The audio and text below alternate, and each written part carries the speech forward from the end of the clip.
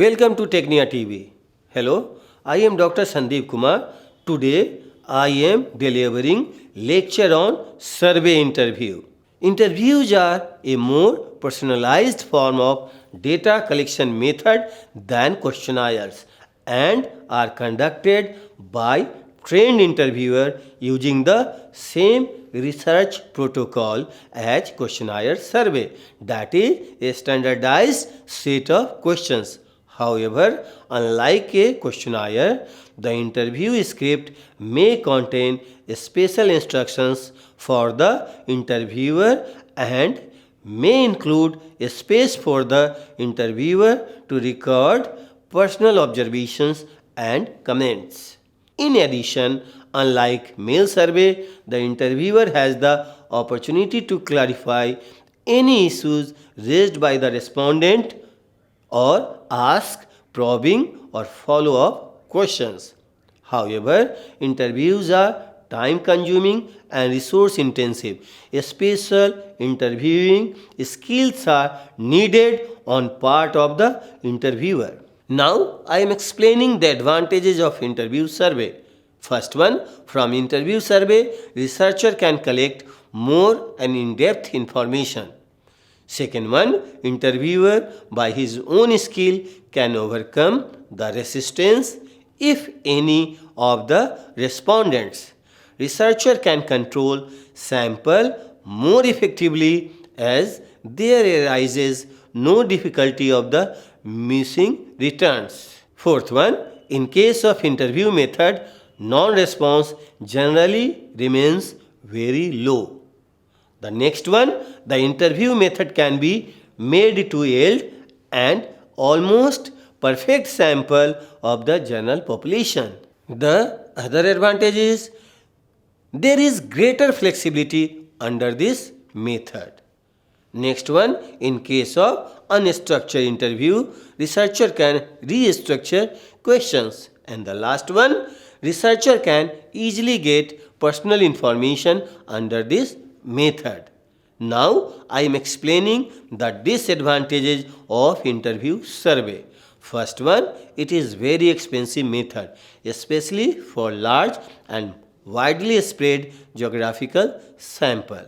Second one, there remains the possibility of the bias of the interviewer as well as that of the respondent.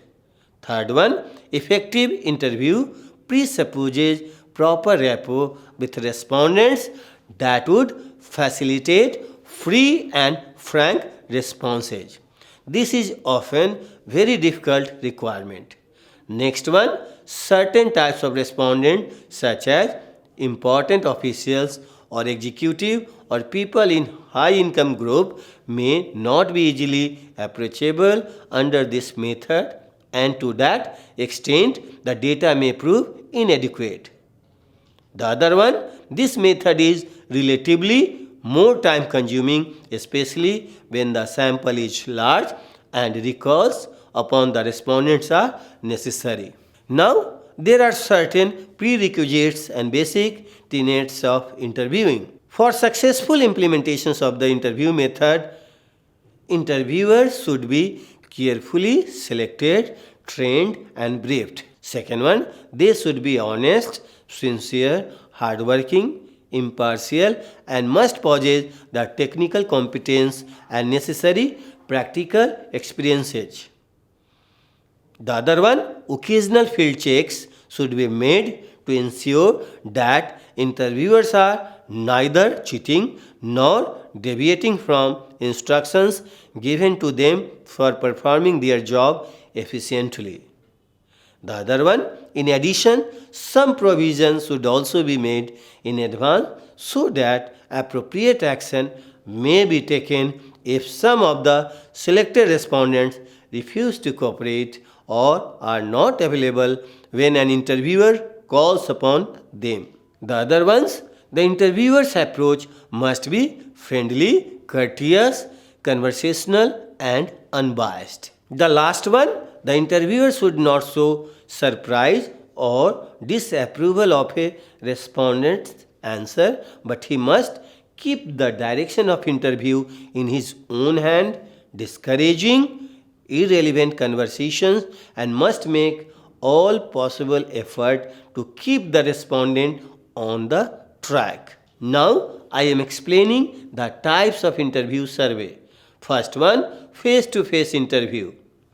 In face-to-face or personal interview, interviewer works directly with respondent to ask questions and record their responses.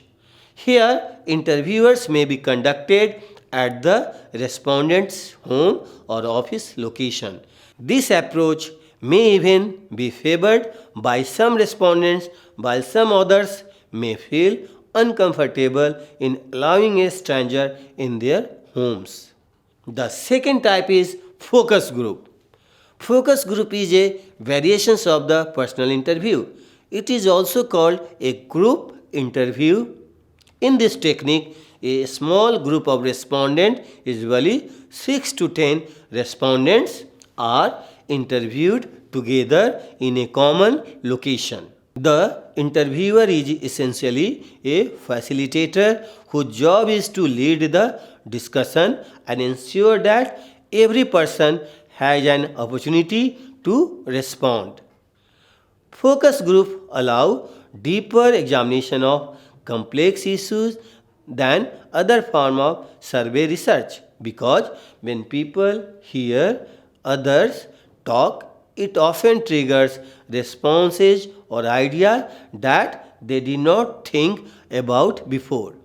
However, focus group discussion may be dominated by a dominant personality.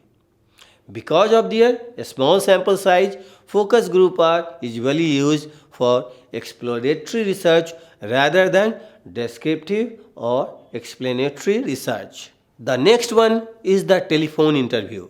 In this technique, interviewers contact potential respondents over the phone, typically based on a random selection of people from a telephone directory, to ask a standard set of survey questions. A more recent and technologically advanced approach is computer assisted telephone interviewing, CATI, increasing being used by the academic, government and commercial survey researcher, where the interviewer is a telephone operator who is guided through the interview process by a computer program displaying instructions and questions to be asked on a computer screen. The system also selects respondents randomly using a random digit dialing technique and records responses using voice capture technology. Once respondents are on the phone, higher response rates can be obtained. Now I am explaining the advantages of telephone interview. First one, it is more flexible in comparison to mailing methods. It is faster than other methods for obtaining information. Third one, it is cheaper than personal interviewing method. The cost per response is relatively low. Fourth one, in this method, recall is easy, callbacks are simple and economical. Last one, there is higher rate of response than what we have in mailing method. The non-response is generally very low. Now, there are certain disadvantages of telephone interviews. First one, little time is given to respondents for considered answers. Second one, surveys are restricted to respondents who have telephone facility. Third one, extensive geographical coverage may get restricted by cost consideration.